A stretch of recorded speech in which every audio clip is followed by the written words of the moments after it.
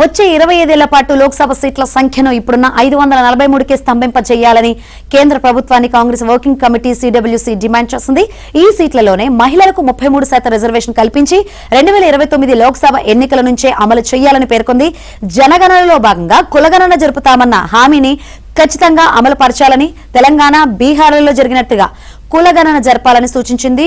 1937లో CWC తీర్మానించిన విధంగా వందే మాతర గేయంలోని మొదటి 2 చరణాలే ఆలపించాలని నిర్ణయించింది.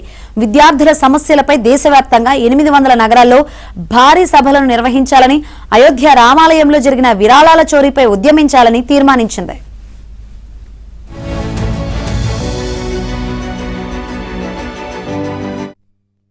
ఢిల్లీ ఇందిరాభవన్ లో 4 గంటల పైగా జరిగిన సిడబ్ల్యూసీ సమావేశంలో కీలక నిర్ణయాలు తీసుకున్నారు.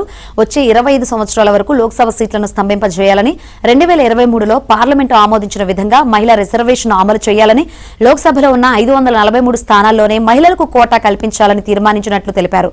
కులగణనపై ప్రధాని నరేంద్ర మోదీ ద్వంద్వ ప్రమాణాలు పాటిస్తున్నారని, జనగణనతో పాటు కులగణన చేపట్టి సామాజిక న్యాయాన్ని అమలు చేయాలన్నారు.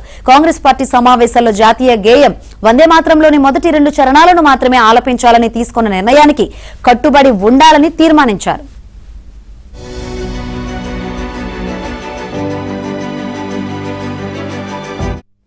ఈ అంశంలో ఎటువంటి గందరగోళం లేదు. విశ్వకవి రవీంద్రనాథ్ ఠాగూర్ సూచన మేరకు 1937 అక్టోబర్ 28వ తేదీన సిడబ్ల్యూసీ సమావేశంలో ఒక తీర్మానాన్ని ఆమోదించారు. వందే మాతరంలోని తొలి 2 చరణాలనే ఆలపించాలని నిర్ణయించారు. ఆ సమావేశంలో నాటి ఉద్దండ నేతలైన మహాత్మా గాంధీ, నెహ్రూ, సర్దార్ పటేల్, సుభాష్ చంద్రబోస్, మౌలానా అబుల్ కలాం ఆజాద్ పాల్గొని ఈ నిర్ణయం తీసుకున్నారు. దానిని అనుసరిస్తామని స్పష్టం చేశారు. వందే మాత్రం తమకు భావోద్వేగానికి సంబంధించిన విషయమని, బీజేపీ మాత్రం దానిని రాజకీయం చేస్తుందని, ప్రశ్న పత్రాల లీకేజీలు, రామాలయం చందా చోరీ అంశాల నుంచి దృష్టి మళ్లించడానికే ఇదంతానని విమర్శించారు.